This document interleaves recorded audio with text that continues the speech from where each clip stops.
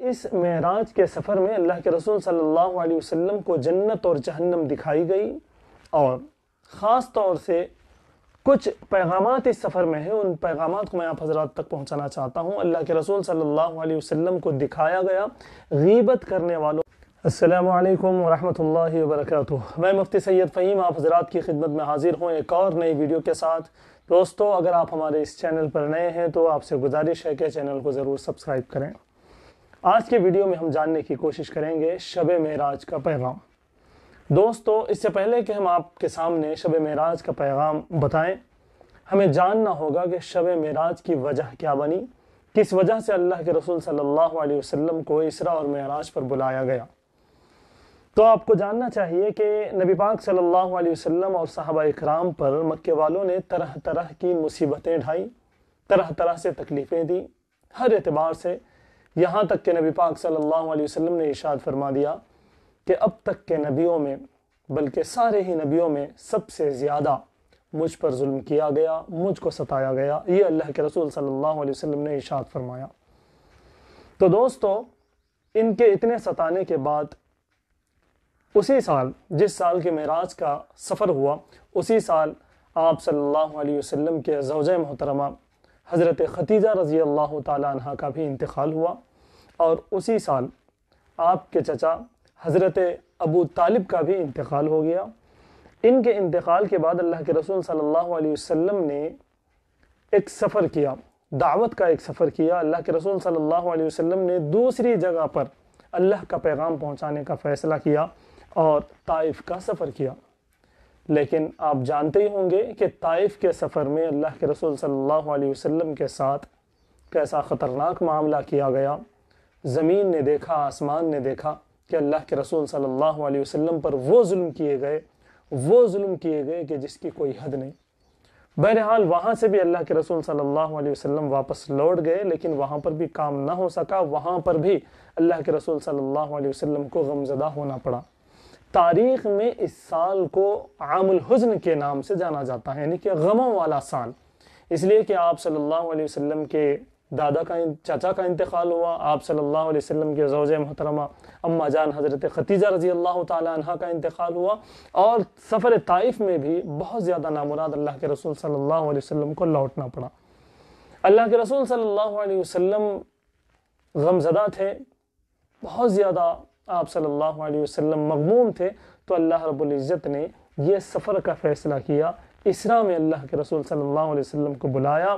اللہ کے رسول صلی اللہ علیہ وسلم کو اس سفر سے گویا کہ ان 10 سالوں کی جو مصیبتیں تھیں، ان 10 سالوں کی مصیبتوں کو ختم کرنا تھا، تکلیفوں کو واہ کر دینا تھا، ختم کر دینا تھا، اس لیے اللہ کے رسول صلی اللہ علیہ وسلم کو اس سفر میں بلایا گیا۔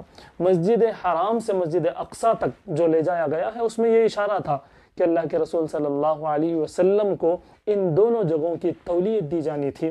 مسجد اقصیٰ اور مسجد حرام کے اس سفر میں یہ بھی بشارت تھی، یا یہ بھی اشارہ تھا کہ اللہ کے رسول صلی اللہ علیہ وسلم کو نبی قبلتین کا مقام دیا جانا تھا۔ اللہ کے رسول صلی اللہ علیہ وسلم کو تمام انبیاء کی امامت، امام الانبیاء کا لقب دیا جانا تھا۔ گویا کہ اس سفر میں یہ تمام چیزیں مضمر تھیں، چھپی ہوئی تھیں، پوشیدہ تھیں۔ بہرحال دوستو، اللہ کے رسول صلی اللہ علیہ وسلم کا یہ جو سفر ہے، اس کے بارے میں آپ جانتے ہیں کہ کیسے وہ سفر ہوا، سدرۃ المنتہا تک کیسے گئے، ہر آسمان پر کس سے ملاقات ہوئی، اور لوگوں نے بلکہ فرشتوں نے کس طرح سے اللہ کے رسول صلی اللہ علیہ وسلم کا استقبال کیا۔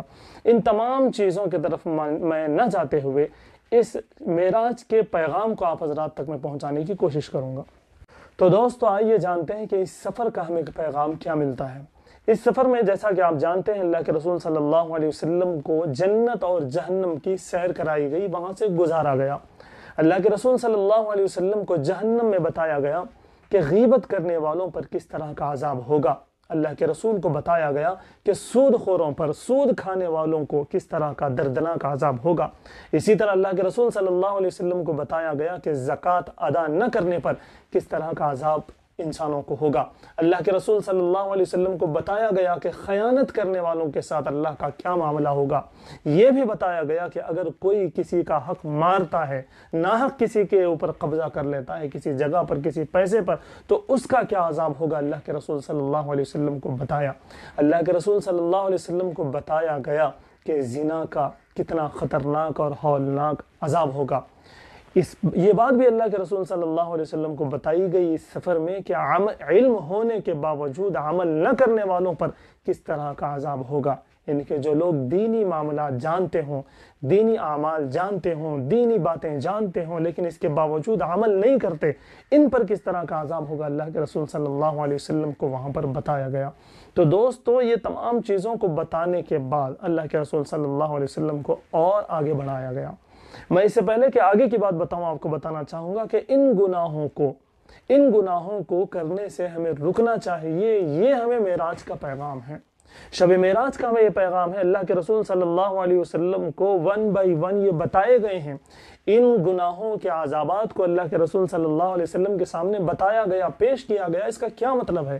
اس کا مطلب یہی ہے دوستو کہ ہم شب معراج سے پیغام لیں، شب معراج میں ہم یہ نیت کریں، یہ ہم اپنے آپ سے وعدہ کریں، اپنے اللہ سے وعدہ کریں کہ ہم اس طرح کے گناہ ہرگز نہیں کریں گے۔ پھر اللہ کے رسول صلی اللہ علیہ وسلم اللہ کے دربار میں جب حاضر ہوئے تو میرے دوستو، یہ بہت بڑا پیغام ہے شب معراج کا کہ اللہ رب العزت نے اللہ کے رسول صلی اللہ علیہ وسلم کو نمازیں عطا کی۔ جیسا کہ آپ جانتے ہوں گے 50 نمازیں دی گئی تھی، لیکن پھر اس کو کم کروا کر اللہ کے رسول صلی اللہ علیہ وسلم نے 5 پہ اللہ رب العزت کو راضی فرمایا۔ تو یہ جو 5 نمازیں ہیں، فجر، ظہر، عصر، مغرب، عشاء، یہ نمازیں ہمیں شب معراج میں تحفتاً ملی ہیں۔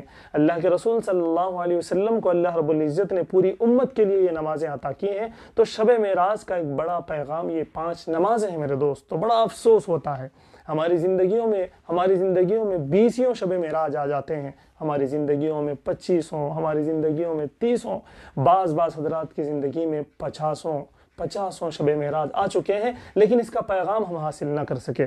تو دوستو، یہی گزارش ہے اس ویڈیو سے آپ حضرات سے کہ آپ حضرات بلکہ ہم سب مل کر یہ ارادہ کریں، یہ تہیہ کریں، یہ وعدہ کریں اپنے آپ سے بھی اور اللہ سے بھی کہ اس طرح کے گناہ جو شب معراج کے پیغام میں بتائے گئے ہیں ہم ہرگز نہیں کریں گے، اور ایک عمل کا کام جو کہ کرنے کا کام ہے، نماز کا کام، اس کو ہم پابندی سے کیا کریں گے۔ آئیے آج عہد کرتے ہیں اور ہم اس پیغام کو لینے کی کوشش کرتے ہیں کہ اللہ رب العزت ہم سب کو ان باتوں پر عمل کرنے کی توفیق عطا فرمائے۔ جزاک اللہ خیرہ۔